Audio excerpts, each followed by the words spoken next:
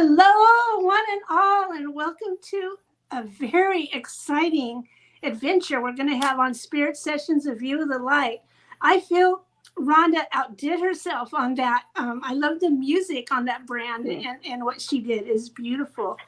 And so I'm trying to light my little bit of sage here without letting the alarm go off. So blowing a little sage your way. Come on in, everyone. You're welcome with open arms.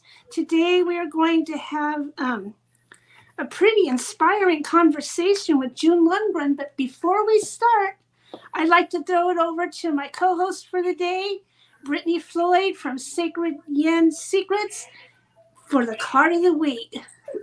Yes. Hi, everyone. Okay, so I pulled from the Mystical Wisdom decks written by Gay Gunthree, and the art is by Josephine Wall here. And look how beautiful that is. And the card says infinity, seek clarity. To experience an infinity is to have a sudden realization or spiritual flash that will change the way you view yourself and others around you. You get to see the situation more clearly, as if someone just switched on the light. With this clarity, you can see the truth. You will also gain a sense of control within yourself to make positive decisions that will bring about happy and joyful outcomes. And the mantra is, yeah, I can see clearly now. Just like the song. No. Yeah, I can see clearly now. I love it. I love that, yeah. Well, as you see here, we've got June Lundgren, and she's a returning guest. And she has a new book out. But was it last May your book came out? So it's not like brand new. It's just newer than this. Yeah, it was last May, but the newest one I have was released in June. It's called Dark Encounters. Oh, okay. I was looking all over for this Dark Encounters. Thank you. It's 15 of the darkest encounters that I've had dealing with. Wow, that's exciting. I'm already getting chills. So first of all, let's tell the people who you are. You're a dragon seer, kind of like a demon seer. I got dragons on the brain now. It's easy to explain though. A demon seer. So what is a demon seer, and what do you provide? What do you do? Well, in the old country, my grandmother's from Ireland, and there was a family prophecy that was handed down from the 14th century. And it was handed down to female in the lineage, because the women in our family are the only ones with abilities. So it said that there would be born a female child who would have the ability to hear, communicate, see demons in their true form, and kill them. And I was kind of dumped on my grandmother a few days old, and she raised me, and she said that she knew the moment that she got me in her arms that I was what the prophecy being fulfilled was. So, when I started helping people with demonic removals and stuff like that, it became evident, and I don't call myself an exorcist, because I don't like that. I've seen and met fake ones. So to me, it has a negative connotation. So that's why I call myself a demon seer. Oh, that's interesting. So then what would the difference be between an exorcist and what you do? Well, the definition of an exorcist is someone who studies demons, and I don't study them. They have nothing I want to hear. I just kill them. And that's the big difference. I actually deal with the demons themselves and kill them. So. Wow. That is. What's been the most intense experience that you've had as a demon seer, and how did you navigate that? Probably the woman with 11 demons within her. I had to do an exorcism on her. Wow. I mean, that was the worst. That was the worst one so far as possessions go. But because she did have 11, and there were, I didn't know it at first. I did a show called Ground Zero with Clyde Lewis, And I got over 300 requests for help in the first week. Mm. And she was one of the people that requested help. She said that she had, she was possessed for 20 years. And I'm like, well, is this mental illness or is this real? So I said, send me a picture.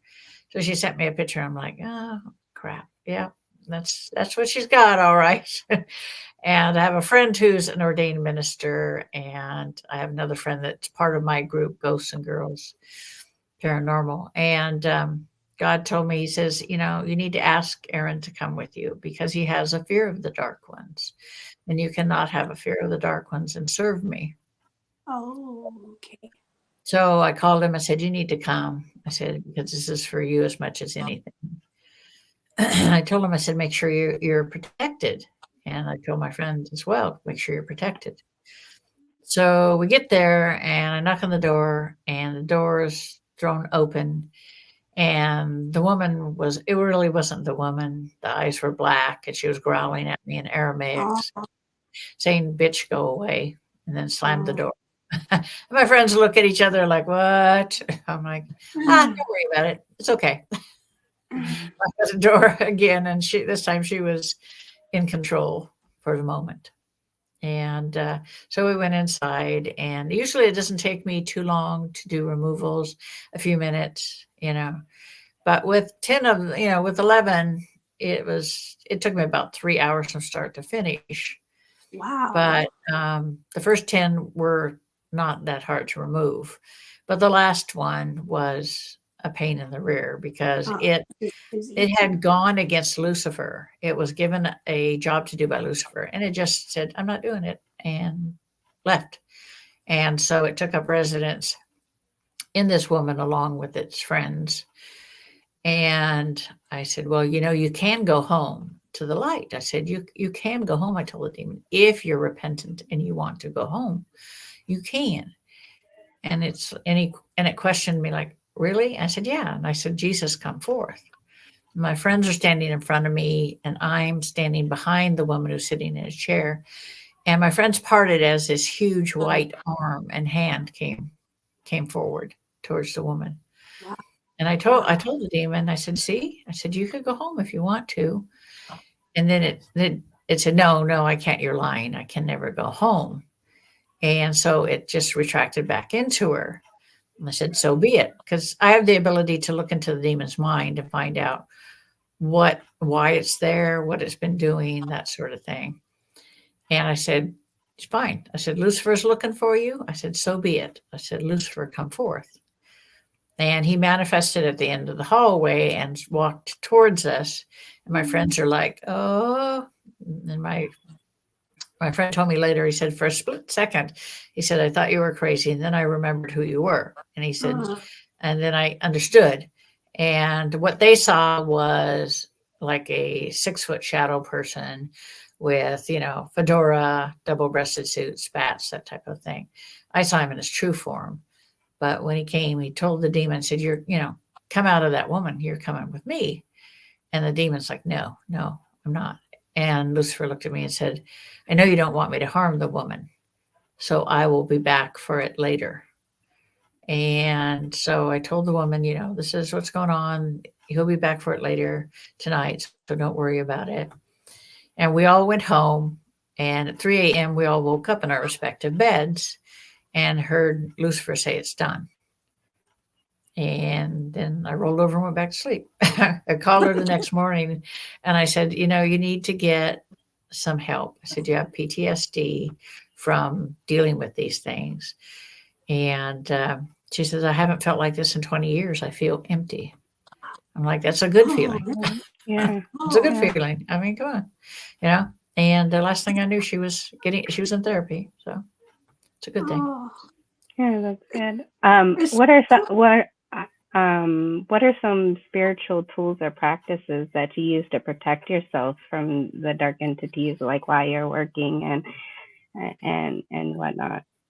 I really don't have to protect myself in the way that most humans do, because when 2000, 85, 84, I died and went to the other side, and my grandparents were there, and Michael was there, the archangel.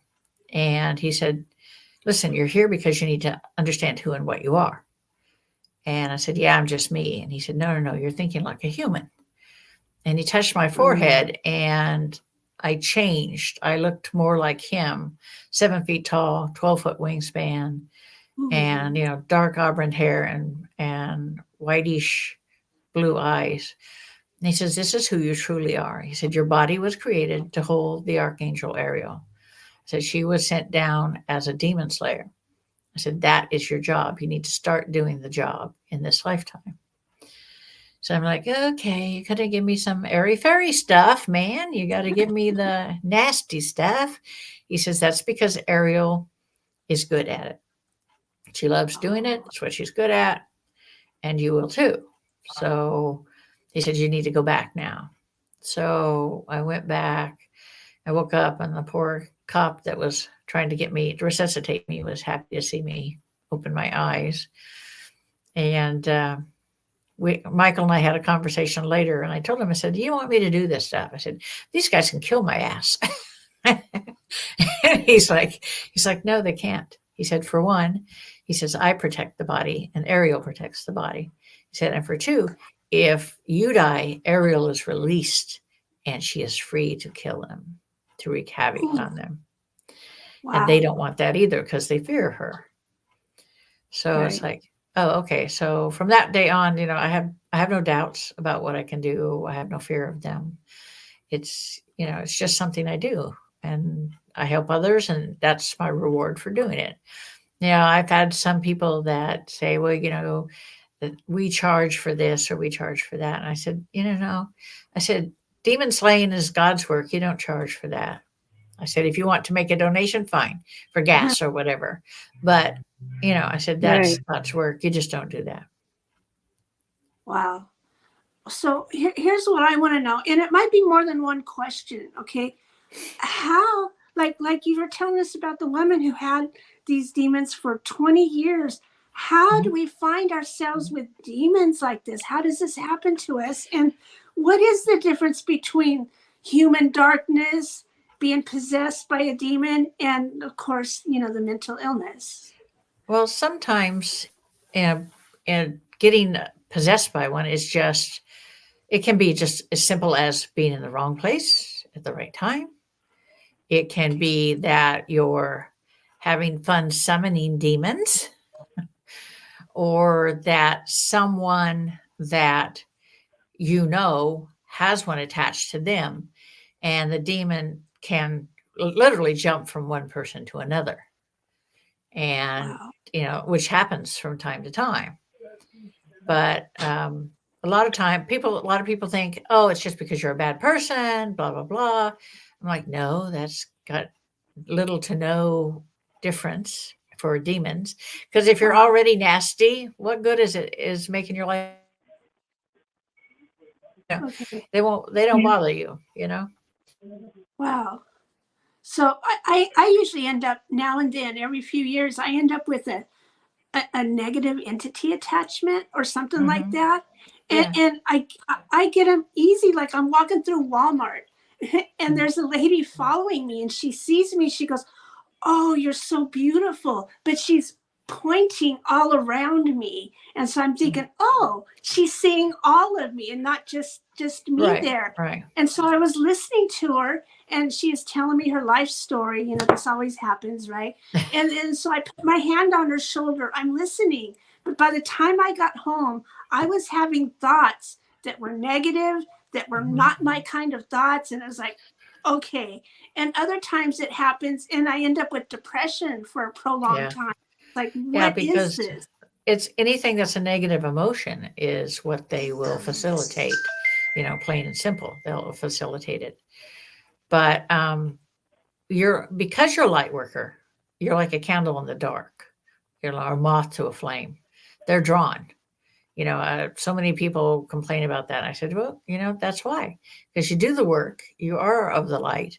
And so you're basically a target for negative entities, whether it's human or whether it's, you know, demonic. Okay. But a lot of people will say, you know, oh, this person is possessed or whatever. But possession rarely happens on a full-time basis, because unless you have more than one demon. If you have more than one demon, one will come, one will go, that sort of thing. Because that's what started the war between heaven and hell. But only it wasn't hell at that time. Lucifer rose up against God and said, we don't want to be physical. We do not want to be subject to living in a shell, being subject to pain, growing old, disease. That's not what we want. So that's what started the war. And then when it ended, Michael disarmed Lucifer, and Ariel disarmed his son. And God says, I'm going to give you exactly what you want, but you can't live among us. So he opened a rift into a dark realm of existence and put him in there and said, here you go, here's your kingdom. And over the years, at first they were happy about it, because Lucifer's like, yeah, this is mine. You all have to listen to me. I am the head dude. But over the years, they've grown angry and vengeful. And so and when a white light soul is in a physical body, it's at its weakest. We're the most vulnerable when we're in a physical body. And so that's why we're targets. And they want to make your life a living hell. Payback. Revenge. That makes sense. But I feel, every day I work with my chakras, every day I do the smudge and all that.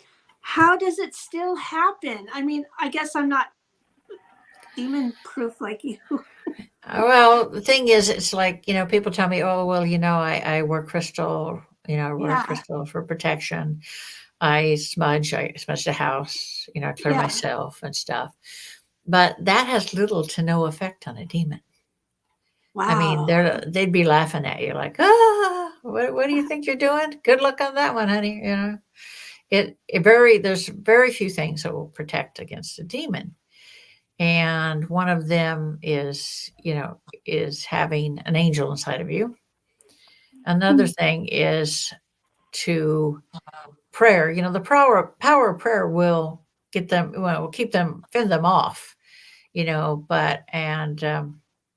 saying God's name, or, wearing a crucifix. If you're a Christian, you wear a crucifix with Jesus on it, but it has to be a lifelike rendition. It cannot be a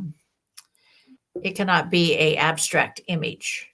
It's true with any religion. If you're Jewish and you have absolute faith in the Star of David, then that will work for you. If you're a Buddhist, it's something else. But for a Christian, it's the image of Jesus. Okay. Right. So that's that, and you have to have absolute faith in it, because it's like, I asked Michael one time, I said, why does it take the Catholic Church so long to remove a demon? Because the priests will be like, the exorcists will be like weeks, months, even years trying to rid someone of a demon. And I'm like, I don't understand. And he's like, because they have doubt, whether it's doubt in themselves. Can I do this? Doubt in the process, or doubt in, whether they worry about, well, this thing's going to, attack me if I, try to get rid of it, or if they have, if their faith isn't strong, then that's what takes it so long. He says, you have no doubt. You have no doubt in what you're doing, and that you can do it. So that's the difference. So important. So you would say, that the power of belief is what really, truly. Yeah. One of the things I learned when I went to the other side is that thought becomes reality, whether it's the dark realm or the light realm. And it's the intention behind the thought that gives it power, that makes it manifest. So, if you go into, like, okay, we'll use an example, even say somebody is using a Ouija board. Okay, so their intention is to contact the light. So that's what they'll get. Another person uses it. Their intention is to contact the dark ones. Then that's what you get. You get out of it what you put into it. Basically, a Ouija board is just a tool. like anything, like scrying or a crystal ball or tarot cards. It's just a tool, and it's no better or no worse than what you put into it. Yeah, I love that. Yeah. I have a story though. It's kind of funny. It's not scary. It's weird. Okay, long time ago, back in California, my daughter and I used to help with the local church on the corner, and we would help serve food to the people, and then they'd have a children's night. So we'd hang out, and it was fun. So they brought a bunch of little hematite, the rock, the hematite crosses. Yep. Not one with Jesus on it, just a hematite cross. We brought it home, and we were supposed to put our own string on it and stuff, but we brought it home and showed my daughter's dad, and it burst. Okay. And then so we told the church, oh, here's what happened to it. We didn't drop it. No, as soon as her dad touched it, it burst. So they gave us 2 more because I wanted one because it was a hematite. Right. Yeah. Yeah. Rock. So anyway, we brought them back to him, and as soon as he touched them, they burst. It's like, but my rock. No. So that was weird, wasn't it? It's like, it depends. If he's a light worker, then, and there's something negative attached to the object, then it could do that. Wow. It could very well do that. He wasn't a light worker. Not at all. Not in this lifetime. Okay, there you go. But in a past lifetime, he was. I love that. So the soul doesn't change. It doesn't. It can't change its spots like a leopard. Yeah. That's I love that. So going back to your first experience, because I understand this has been in your family for hundreds and hundreds of years, which is exciting. Yeah. I mean, your first time, okay, you probably heard the legends. You heard, what was your very first time like? Very first time was when I was little, about 4.5 years old. It changed how I saw demons. Before that, I saw them like most humans, a black mass, a shadow figure, that type of thing. But at 4.5, it changed. I saw them in their true form and Michael came to me and he says, you're seeing them through angelic eyes. He says, you see them as we see them. That's why you see them in their true form. And he says, I want you to watch. I want you to learn. I want you to see what they do, how they work. And you're a kid, you think, oh, it's a game. So he said, I will keep them from seeing you, but you can see them. So I'm like, oh, okay. So when I was 18, I was in the military and I was working in an emergency room, and the tech sergeant called me from on base and said, we've had this guy that's been missing for a couple of days, and we want you to come over because, in case something's wrong with him. Basically, they thought he was dead, so they wanted us to take the body away. So we get there, and he opens up the door. He says, I'm not going in the room with you. I'm like, fine, whatever, So get in there, and he's curled up in a ball against the wall. And you can't tell whether he's alive or dead because, you can't see the breathing or anything. So the closer I get to him, the more I know that he's still alive. But then I hear a sound, and there's a demon up in the corner of the room. And I knew its intention was it was waiting for him to die, basically. So it could take this. And I told the guy that was with me, the tech that I had trained, his mother was a voodoo priestess. So once she found out that he was working with me, she told him, you stay with her. You stay close to her. She'll protect you. And I'm like, okay. So we get him out of there. We take him back to the ER. We put him in an exam room. I went out to get things to start an IV. When I come back in, the demon's leaning over him, trying to take the life force from him. And that's the first time Ariel came forward. And I could tell it wasn't my voice that said it. He says, she told the demon, this one belongs to us. And it vanished in a hurry. And wow. I went and saw the young man before he left the hospital. And he said, I had the strangest dream. He said, I had a dream that a demon was trying to take my soul. And God sent a warrior angel of light, a female warrior angel, to slay the demon.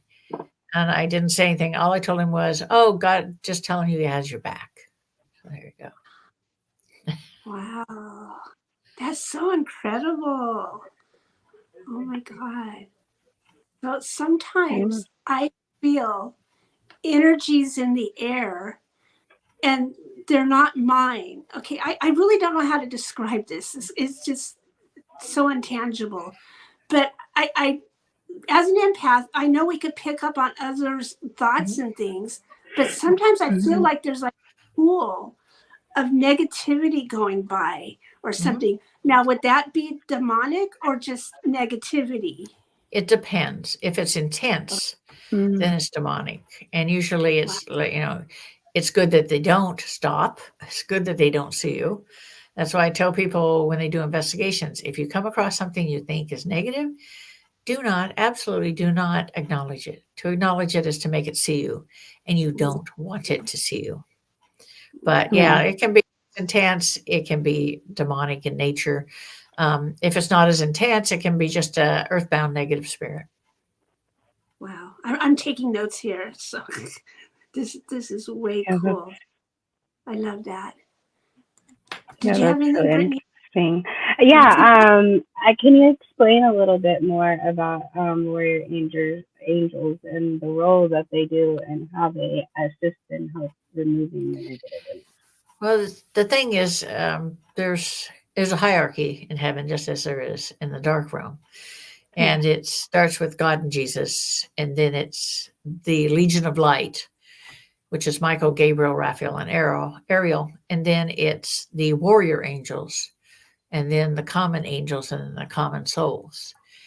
And the Legion of Light trains the warrior angels, and you have to have absolute dedication to be a warrior angel, and you are handpicked. There are a lot of warrior angels born into physical form. Over the last 70 years, there's over 300,000 of them born into physical form. But unfortunately, there's over 3 billion of them, 300 billion of them walking the earth in spirit form. But unfortunately, when they're reborn into physical, they don't always know who and what they are. They have abilities, they know that, but other than that, a lot of times they have no clue. I was different because when I was born, I knew that I wasn't normal, that I had angelic energy. I just didn't know which angel it was, other than Michael, who was with me forever. But so a lot of them will come to me for a reading or whatever, or contact me and say, I think I have angelic energy, who and what am I? And I'll tell them the name of their angel, and I'll tell them that, whether it's a warrior angel or a plain, a common angel.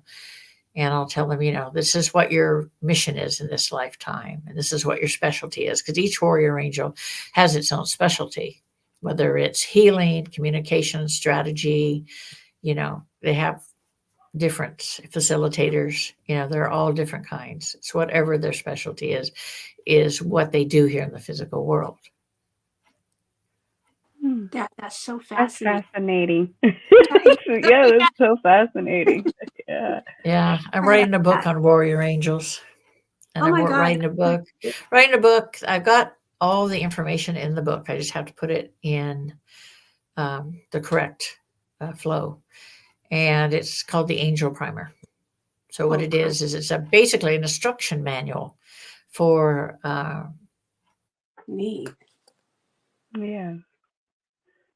I love that. Is June frozen or is it me? I think June is frozen. Oh, there she is. Oh, wait. Yeah, there's only 7 archangels in the world today, and I know them all. But I'm the only out of all of them. I'm the only demon slayer. So that's the difference. Each one has their own particular specialty. Right. But it's all about helping those understand who and what resides within them. This is your soul, this is its name, and this is how you merge. Because you want to merge the soul consciousness with the physical consciousness. That's the only way for you to work together as one unit, so to speak. So I help them. It's a very simple process. And sometimes it takes more than one attempt at it, of course, to do it. And if it's not the right time or you're not ready, then it's not going to happen. Right. It's all about that. Right. But once the merge is complete, then you can see through that angel's eyes. You can see what she sees, hear what she hears, and know what she knows. Wow. That's way too cool. Yeah. I have another little story which was interesting, and it goes into a little bit of a negative zone. So for everybody, this is your warning. I had somebody who worked on my solar plexus, and afterwards I wanted to continue the work. So I used my Reiki hands and I'm doing it. And then all of a sudden I felt this flow coming out of me of negativity. Okay. And it's like, wow, I feel like 100 people are leaving my belly. And then I got the message that no, it was 1,001 that were leaving me. And it more had to do with the depression a lot of people had from when COVID was going on and stuff. Yeah. I had picked up a lot of that. But as I went deeper and deeper into this, I got to a place, and the topic would be molestation. Okay. So I was clearing this energy, and then those memories came up, and I went to a place where I saw like a cathedral. It was being uprooted by these limbs coming up from the ground, like breaking the concrete and breaking the building. And what was happening was I didn't know what to do. So I to me, my job is to like you're cutting the cords, Right. And so I'm basically cutting cords, but I was seeing there was something different. Cutting the cord is one thing, but it has to be like burned all the way to both ends in a way. Yes. And so some angels were over there burning the ends, some angels over here, and then others were burning parts in the middle. Like everybody had their part. Yeah, everybody stuff. has their job. Yeah. Yeah. So what was that real? That's from past. I saw it. Yeah, it's real. It's from past life issues, because you've been dealing with these. You've been dealing with the spiritual realm You've lived 83 lives, so you've been dealing with it in all those lifetimes. Wow. Well, hopefully that's over. No. Yeah, I know, right? I don't know. Yeah. So that was so interesting, though. And I really didn't know what to expect or what to do. I mean, I'm sure you would have known immediately what to do, but that was just like. Yeah, you just let them take care of it. That's their job. Awesome. I see here in the comments, Angie had a question here. I can't pull it up, but it says, what are the specialties of the other archangels? One is a facilitator. My friend in Scotland's a facilitator. There's one that's a communicator in Paris. There's one in Italy that is a healer, and there's another one in the United States that's a healer as well. And then there's one more that is a strategist. Ooh, neat. Oh, that makes sense. Oh, I have to take notes. It's the only way things will stay in my head a little bit longer than normal. So when it comes to the light and darkness on this earth, I don't know, what is the ratio or what? It's declining about almost 6 years.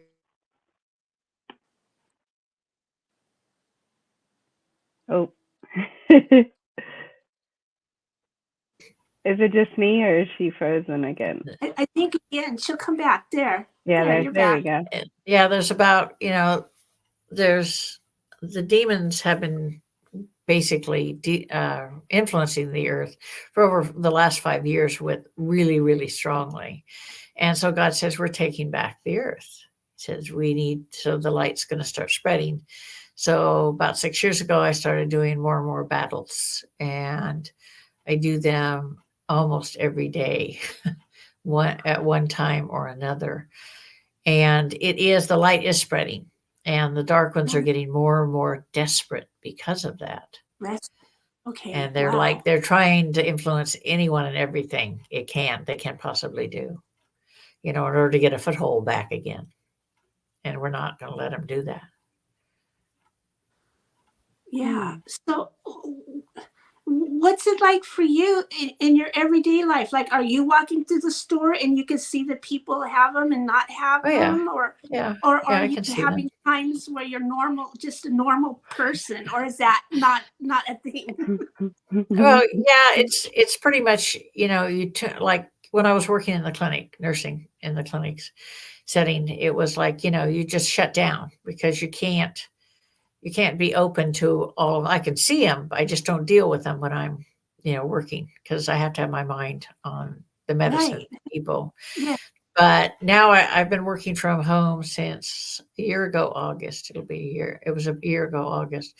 So it's easier for me to do it. If I connect with someone over the phone and they have a negative entity attachment, I'll just remove it while I'm talking to them, you know. Or Right. but a lot of times I go to the store and I see them, and unless they're causing problems, then I don't do anything. But I had one couple years ago when it was October actually, and it was dark. I Oh, was coming out of the clinic, it was after 7, and there's a short street. It's like about a half a block street.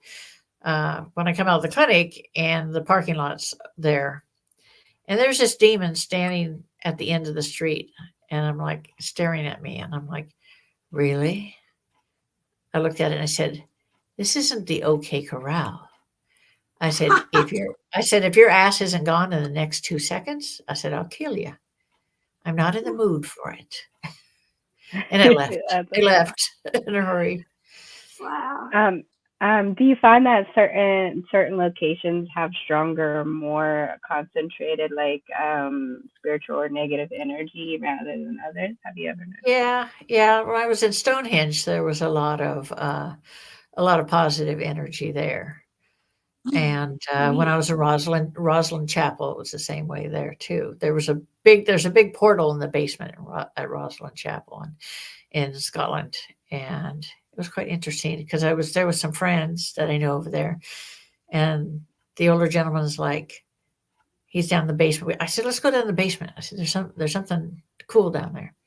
We get down there. He says, I can hear people talking, but we're the only ones here. And he was standing right in front of a portal. I said, because you're standing right in front of a portal, Arthur. And he's like, what? Oh. What's that? I said, it's a doorway to the other side. And then we went out into there's an old cemetery behind Roslyn Chapel.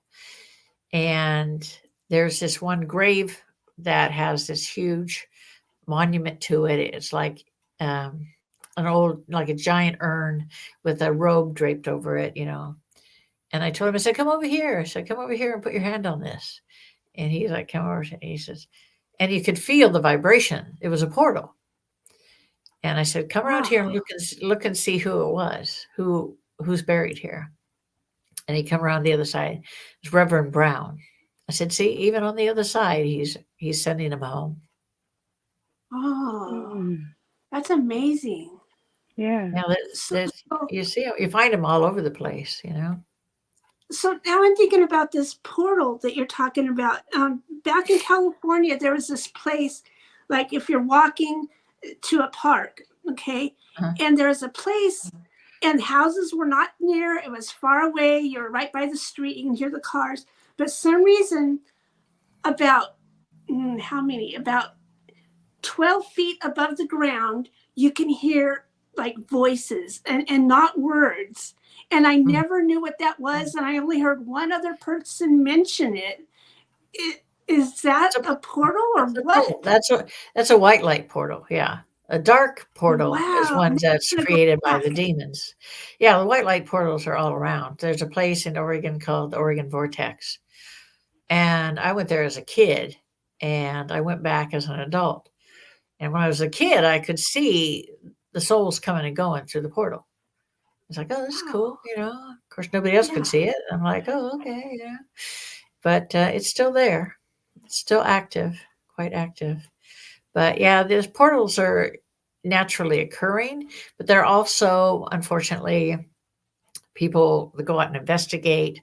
Anytime you do, an investigation, you do EMF detection, anything like that, getting, EVPs and stuff, it opens a portal. Close the darn portal, for God's sakes. They don't do it. Really? They open them and they just leave them there. And it's like, okay, all kinds of Yeah. things come through there, get a grip. Yeah. Yeah. Yeah. With such a heavy focus on the paranormal and the unseen world, how do you stay grounded in everyday life? Like, do you have any like daily practices to help balance between the two, or you just? No, it just comes naturally to me because I have like one foot on the other side and one foot here. And when I'm at home with my family, that's, that foot that's here in the physical world is firmly planted. When I'm dealing with the other side, that's a whole different situation. Like I have empathic abilities. I just shut them down because when you're dealing with the dark ones, you can't have, if you're in a location and the people are having problems and you're there to help them and they start becoming fearful and anxious and stuff, then, I don't want to feel sympathy for them because when I do, the moment I do, it makes them a target. The demons will attack them. Oh, So I wow. cannot afford to have any sympathy or show any emotion when it comes to that because I don't want them a target. I don't want them to get attacked by the thing. Wow. I just keep thinking what a rich spiritual life you must have because you're having firsthand experience. And Yeah, some days it's like I told Michael, I said, I'd like to go on a vacation that's not a busman's holiday, Give me a break. yeah, I wish that for you too, Yeah, he's like, too bad, sucks to be you. I'm like, shut up. That's so funny. I have another question here. For people who are drawn to the paranormal investigation and the demons, or spiritual work, what advice would you give them before starting?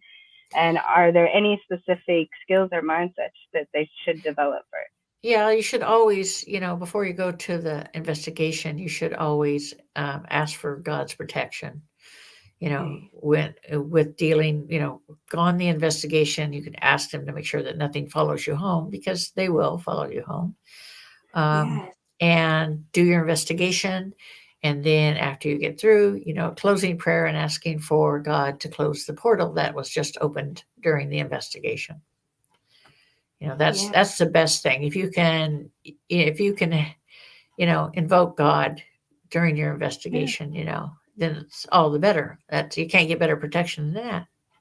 Absolutely. Yeah. Agreed. Yeah. How amazing. Definitely.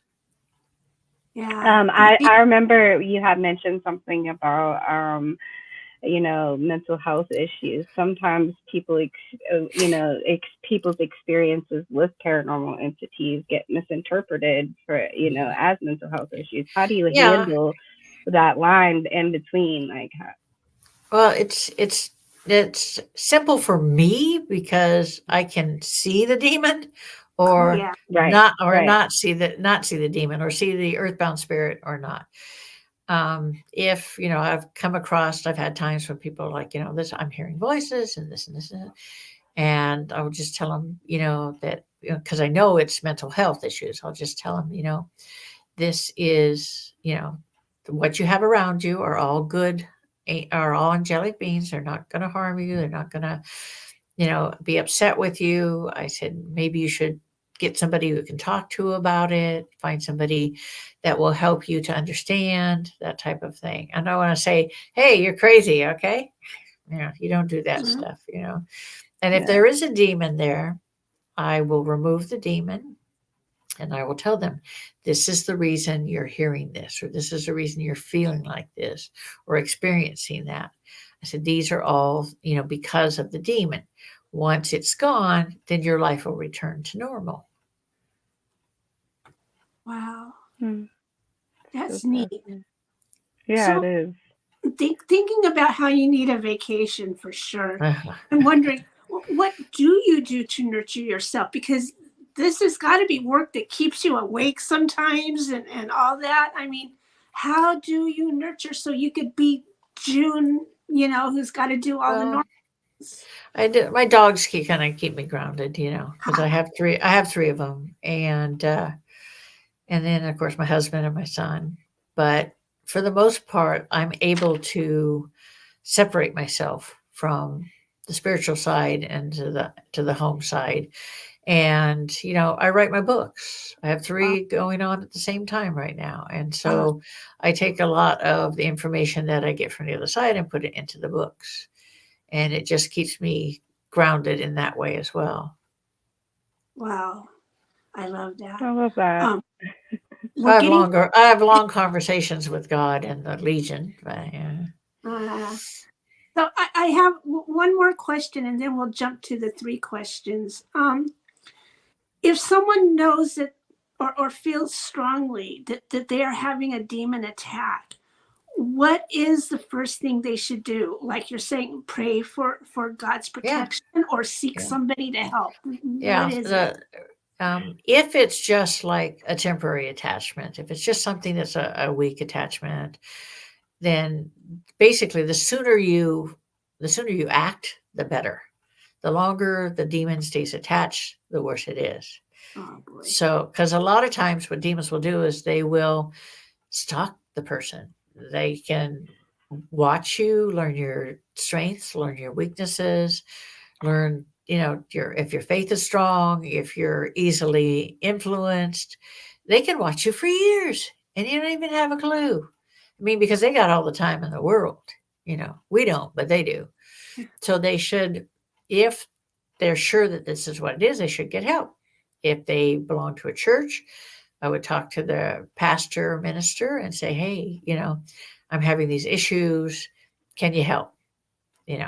But some of them will say, oh, you're just crazy, unfortunately. Oh, no. But then you have to seek out someone like a deliverance minister, somebody like that. My book that I released last year called Demon Seer, The Awakening, it talks about what's going on in the world today and stuff. But there are really good chapters in there, one on how to help yourself and one on where to find help and one for protection. And I've talked to Father Ron Vial of the Order of St. Michael's of Exorcists out of LA. He's a friend of mine. And I put Keith Johnson and his brother information in there. And I put a lot of good, links and things like that in the book for people to find help with. If they can't get to me or, whatever, then they can contact one of them as well. Oh, I love that. More comments from Angie. We were missing. Go to the Bahamas and good old Angie. I know Angie. Yeah. Stay away from the hurricanes. So I really like this next question though that Angie has, and then we'll do the three questions. I'm sorry. Let me get this glasses. What's the biggest indication between someone who wants to be evil and someone who has a demonic attachment? Biggest indication is the person that wants to be evil will seek it out. Okay. People that don't want to be evil, will not seek it out. And the demons will find you. That's the thing. You don't have to find it. People used to tell me, I remember the first time I spoke at the Body, Mind, and Spirit Expo, people, they wanted me to speak about angels. And I'm like, no, I'm going to talk about the dark side of the paranormal. And I was late getting into my lecture to give my lecture. And the place was like standing room only. I'm like, okay, and the Reiki masters, I have friends that are Reiki masters, and they come to me and they said, we want to thank you for giving the talk on that, because so many people don't want to deal with it, don't want to, that we've been taught that you shouldn't think about it, you shouldn't read about it, you shouldn't, do anything to do with it, because they'll find you, And I told them, I said, listen, if they want to find you, they don't need any help. They'll find you. Yeah. No problem. Oh, that makes sense. Brittany, would you like to do the three questions today? No, okay. I know push this on me, Teresa. I know that if you had a song to describe your life right now, what would it be? Unstoppable. Ooh, Ooh, I like that. I like that. Yeah. unstoppable. And what's your favorite crystal to currently work with? I like selenite, Yes. and I like Ooh. quartz. Ooh, beautiful, beautiful. And the last question, you remember, Brittany? No, remind me again, Teresa. Have you ever seen any or had any contact with UFOs or extra dimensional beings? Yes, unfortunately. With there are such creatures called ancient demons, and reptilians serve them, and they Oh serve wow! them because they live in fear of them. Because you think Lucifer's bad, these ancient demons are like, 1,000 times worse. And I've been having to kill them lately, so they're not Wow! happy with me, needless to say. But when I was pregnant, I was about 8 months pregnant, and it was summer, and I was laying on a couch. It was like 2 o'clock in the morning, and I couldn't sleep. And we had a big picture window at the time, which was the couch was under the picture window. And I look out to my field, and I'm looking at the sky, and I see this thing moving really, really quick. And then it came down, and it was like settled right above the field, my field. I have 3 acres. And I'm like, I heard in my mind, I heard what these negative entities were thinking. And I'm like, oh crap. So I closed myself down. And then the minute I closed myself down, it took off. Oh I'm like, I didn't like what they were thinking. They're looking for people with abilities so that they can basically breed them into their people. Wow. wow! I love that. So I Oh, would rather not be around them. Right, right. there were a lot of comments, and I didn't really get to all of them, so I apologize to all of you there. But what I'm wondering, June, is you want to go ahead and shamelessly plug your latest book and tell people where to get a hold of you? Yeah, I have a book that I released in June called The Dark Encounters. It's 15 of my worst real life encounters with the dark ones.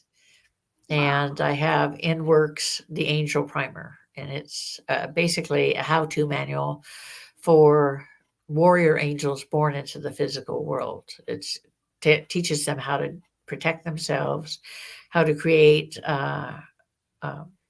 energy swords, how to create infinity orbs, all types of things. Oh, that sounds exciting. Yeah. Yeah. And then I have another one called Shadow Hunters, which it's fantasy based on reality. Oh, yeah. I like That's that. really interesting. Well, thank you, June. We'll have to have you back more often. It's been a long, long time since the last time, and so. Yeah, So it has been a while. Yeah. because you've done so much, and it's like, oh my God, I'm so not caught up. And so I appreciate you coming and visiting with us today, and I hope that we see you again. Do you have any more last? If you want to get my books, just go onto Amazon and type in my name, and you'll find them. Yeah, that's Great. where they are. Brittany, you have any last things that you would like to say to? No, I just think this conversation was great, and it was amazing, and I'm happy and thankful and so much gratitude to be a part of it. So it's good to meet both. Good to meet you, new person. Good to see Teresa again.